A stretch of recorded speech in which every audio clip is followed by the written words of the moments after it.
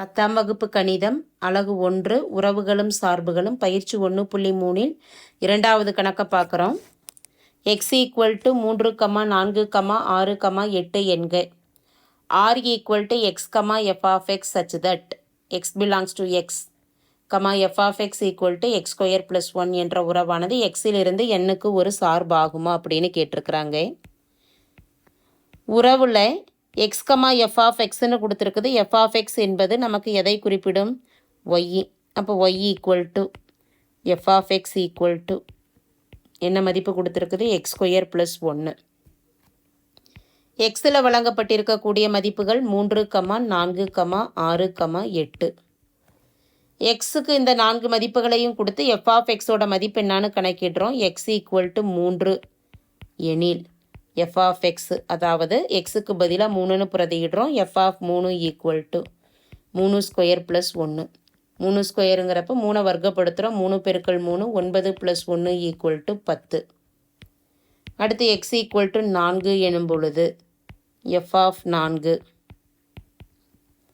4² + 1. 4 வர்க்கப்படுத்துகிறோம். 16 16 + 1 17. x = 6 எனும் பொழுது f(6) 6² + 1. 6 வர்க்கப்படுத்துகிறோம். 36 + 1 37. அடுத்து x = 8ன்னு கொடுக்குறோம். f(8) 8² + 1. 8 வர்க்கப்படுத்துகிற 8 × 8 64. 64 + 1 = 65. இப்போ இதை இந்த மதிப்புகளை ஒரு அம்புக்குறி வரைபடத்தில் குறிப்பிடுறோம். அம்புக்குறி வரைபடத்தில் முதல்ல எக்ஸோட மதிப்புகளை எழுதுகிறோம். 3, 4, 6, 8. இந்த 4 மதிப்புகள் மட்டும் எக்ஸில் கொடுத்துருக்குது. எக்ஸு ஒய் அதாவது f(x) இயல் எண்களின் கணமாக கொடுத்துருக்குறாங்க. அப்போ இயல் எண்களை எடுத்து எழுதிடுறோம். ஒய்யில் 1, 2 எக்ஸெட்ரா 65 வரைக்கும் நமக்கு எக்ஸுக்கு மதிப்புகள் கொடுக்குறப்ப கிடச்சது. அப்போ 65 வரைக்கும் நம்ம எழுத போகிறதில்லை. என்னென்ன மதிப்புகள் ஒய்யுக்கு கிடச்சதுன்னு அதை மட்டும் எடுத்து எழுதிடலாம். 10 எக்ஸெட்ரா. அடுத்து 17 எக்ஸெட்ரா 37. அடுத்த மதிப்பை என்ன கிடச்சது? 8ன்னு கொடுக்குறப்ப 65 எக்ஸெட்ரா.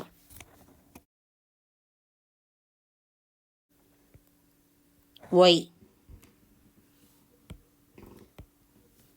எக்ஸில் 3ன்னு பிரதியிடுறப்ப ஒய்யோட மதிப்பாக நமக்கு என்ன கிடச்சது? 10. அப்போ 3, 10. 4, 17. 6, 37. 8, 65. இது ஒரு சார்பு ஆகுமா அப்படின்னா இது ஒரு சார்பு ஆகும். r அப்படிங்கிற உறவானது ஒரு சார்பு ஆகும். எதனால் நம்ம சார்புன்னு இதை குறிப்பிடுறோம்? எக்ஸில் இருக்கக்கூடிய அனைத்து மதிப்புகளுக்குமே f(x)ல் நிழல் உருக்கள் இருந்தது அப்படின்னா சார்புன்னு நம்ம சொல்லிடலாம். அப்போ அந்த விளக்கத்தை எழுதிடுறோம். ஏனெனில் எக்ஸில் உள்ள ஒவ்வொரு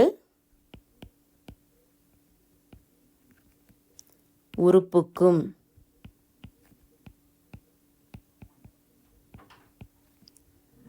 f(x)ல் ஒரு நிழல் உரு உள்ளது. எனவே கொடுக்கப்பட்டுள்ள உறவானது ஒரு சார்பு ஆகும். தேங்க்யூ.